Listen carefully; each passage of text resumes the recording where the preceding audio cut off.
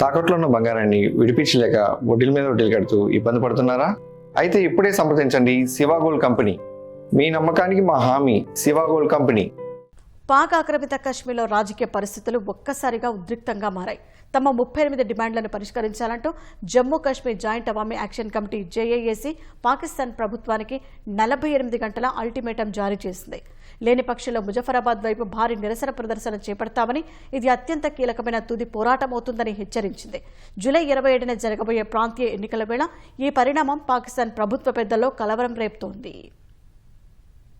పీఓకేలో ప్రస్తుతం నెలకొన్న ఉద్రిక్తతలకు ప్రధాన కారణం పాకిస్తాన్లో స్థిరపడిన కశ్మీరీ శరణార్థుల కోసం కేటాయించిన 12 అసెంబ్లీ స్థానాల వివాదమే. ఈ రిజర్వ్డ్ స్థానాల ద్వారా పీఓకే రాజకీయాల్లో పాకిస్తాన్ ప్రభుత్వం అయాచితంగా జోక్యం చేసుకుంటోందని అవామీ యాక్షన్ కమిటీ ఆరోపిస్తోంది. పాకిస్తాన్లోని కేవలం 4.36 లక్షల మంది ఓటర్లకు 12 స్థానాలు ఉంటే, ఇటు పీఓకేలో నివసిస్తున్న 33 లక్షల మంది స్థానిక ఓటర్లకు కేవలం 33 స్థానాలు మాత్రమే ఉండటం ఏంటని వారు ప్రశ్నిస్తున్నారు. ఈ వివక్షకు వ్యతిరేకంగా 12 శరణార్థుల స్థానాలను పూర్తిగా రద్దు చేయాలని వారు డిమాండ్ చేస్తున్నారు. అయితే ఈ స్థానాలను ఎగ్జిక్యూటివ్ ఆర్డర్ ద్వారా రద్దు చేయడం కుదరదని, రాజ్యాంగ సవరణ అవసరమని పీఓకే సుప్రీంకోర్టు ఇటీవల తీర్పునివ్వడం ఈ ఉత్కంఠను మరింత పెంచింది. కేవలం రాజకీయ వివక్షే కాకుండా తీవ్రమైన ఆర్థిక సంక్షోభం, ద్రవ్యోల్బణం కూడా స్థానికుల్లో ఆగ్రహాన్ని పెంచుతున్నాయి. పీఓకే ప్రాంతం అడవులు, విలువైన ఖనిజాలు, ముఖ్యంగా జలవనరులతో